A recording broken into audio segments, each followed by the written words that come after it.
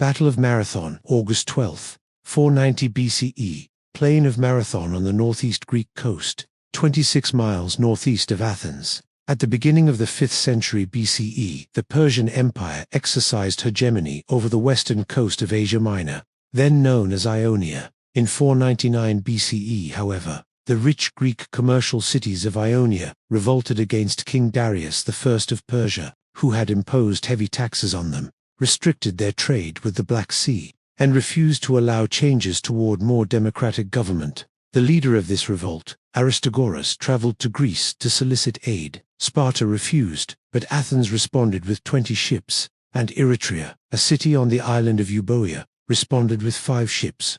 As Herodotus notes, when this small Greek naval force sailed, it marked the beginning of trouble for mainland Greece. Although the rebels took and burned Sardis, the principal Persian city of western Anatolia, Greek disunity and the desertion of the Samians and Lesbians led to the defeat of the Greek fleet in a battle off the island of Lade in 494. Darius then set out to punish the mainland Greeks. Although it is true that Athenian aid to the Ionian Greeks prompted his decision, Darius had long sought to control Greece.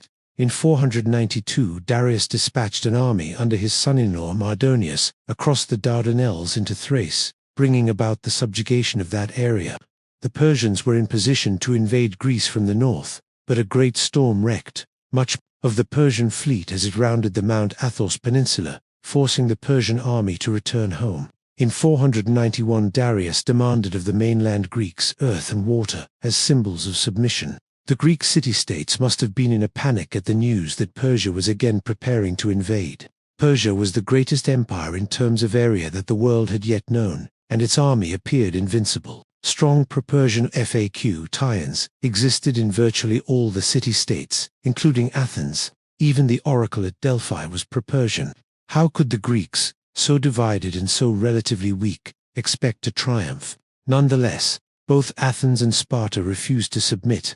In 490, Darius mounted his second invasion, this time commanded by his nephew Artapernes and a Median noble Dice. The invasion fleet of some 200 triremes and 400 transports, carrying perhaps 25,000 infantry and 1,000 cavalry, assembled at Tarsus on the Cilicine coast, and then proceeded westward to Ionia and through the Cyclades. The Persians took and sacked Naxos, which had resisted capture 10 years before. The fleet proceeded from island to island across the Aegean, picking up conscripts and taking children as hostages. By the time the Persians landed on Euboea, they had perhaps 80,000 men, including rowers and conscripts. Euboea refused to surrender, and the Persians destroyed the countryside and laid siege to the city. The city held out for a week until the defenders were betrayed. In reprisal for Sardis, the Persian burned all the city's temples. The fleet then sailed west from Eretria and made landfall on the Greek mainland in the Bay of Marathon, some 26 miles northeast of Athens. The Persians selected this site because Herodotus, who had been deposed as the tyrant of Athens in 510 and fled to Persia, told the Persians that the plain there would allow them to employ their cavalry, in which they were overwhelmingly superior to the Greeks. Hippias was with the Persian force and, following their anticipated victory, was to work with the pro-Persian faction in Athens and be installed as Persian governor of all Greece. The Persians hoped that by landing at Marathon they might draw the Athenian army away from the city's great protective walls and destroy it, or else hold the smaller Athenian force there while sending part of their army south to Athens by ship. Athens sent an appeal to Sparta, probably carried by the famed runner Phidippus. Reportedly, he once covered 140 miles in 2 days. The Spartan leaders agreed to assist, but they refused to suspend a religious festival that would delay their army's march north until the next full moon.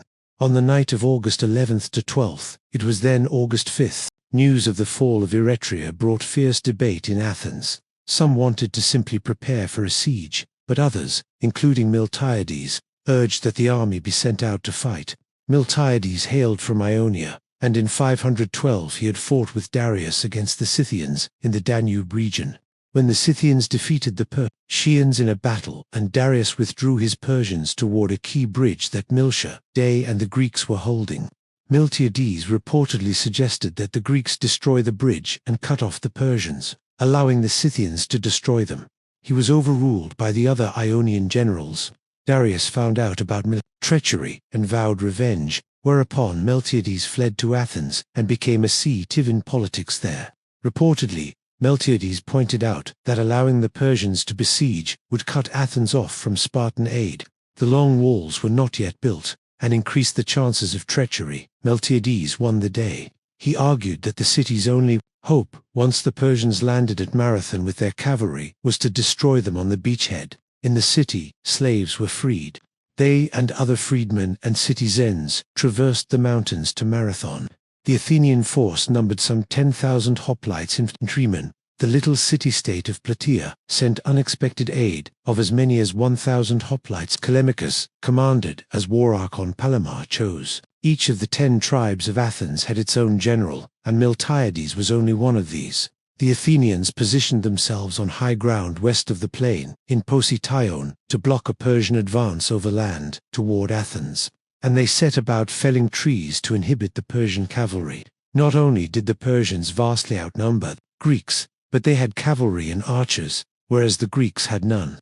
For several days, August 7th to 11th, the two armies simply sat in place, some 2 miles apart. Both sides were waiting. The Athenians were waiting for the Spartans to arrive, and the Persians were waiting for conspirators in touch with Hippias to seize power in Athens. The Persians must have known that Spartan reinforcements would soon arrive, and with no word that pro-Persian conspirators in Athens had been successful, they evidently decided to send the bulk of their fleet to Phaleron Bay on the night of August 11th to 12th, along with a substantial land force, including the cavalry. They left behind a land force of perhaps 15,000 men. If the Persians had hoped to win by treachery, it was the Greeks who actually did so. Ionian deserters got word to the Greeks before dawn on August 12th, including information that the cavalry had departed. Miltiades realized that the one hope the Athenians had was to attack swiftly, defeat the Persian land force, and then march to the relief of Athens before the other Persian force could disembark, perhaps in late afternoon. Miltiades formed the Greek line about a mile long so that its flanks rested on 2 small streams flowing to the sea. Beyond these were marshes north and south. The disposition of the Greek force thinned the center of the line, which contained the best troops, to perhaps only 3 or 4 men, but Miltiades kept the flanks, which had his least reliable troops, at full phalanx depth. The Greeks thus had a weak center with powerful striking forces on either side. The Greeks were better armed, with long spears against javelins and short swords against daggers or scimitars. They were also better protected with bronze body armor, and they were more highly motivated, fighting for their homeland.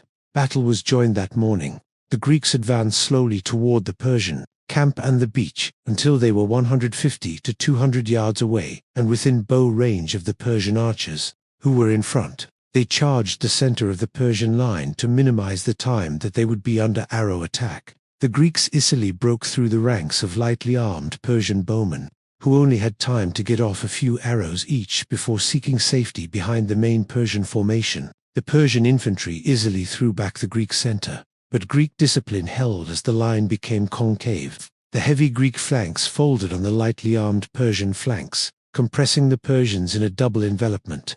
Authorities differ as to whether this was planned or simply accidental. The Persian flanks and center now gave way as the troops fled for the beach, and their transports being cut down by the Greeks as they tried to get away. Some sort of Persian rearguard was organized to cover their embarkation, and most of the force escaped. It was then about 9 a.m. The Greek historian Herodotus claims that the Greeks only lost 192 men killed, while 6,400 Persians fell. The Greeks also destroyed 7 Persian ships. Miltiades sent word of the Greek victory to Athens by a runner, reportedly Phidippes, on the first marathon run. The Athenians could not pause to celebrate, for the 2 Persian naval forces were now making for Phaleron Bay, leaving a detachment to guard the Persian prisoners and booty. The remainder of the Athenian army marched to Athens. They arrived in late afternoon just as the Persian fleet was approaching shore for a landing. Realizing they were too late, the Persians withdrew. The Spartans did not arrive at Athens until several days later. They praised the victors and returned home. The Greeks had won one of the important battles of history. The Battle of Marathon allowed the continuation of Greek independence. The victory was not conclusive, but it did hold the Persians at bay for a decade. Marathon, at least, allowed the Greeks to imagine that they might triumph a second time.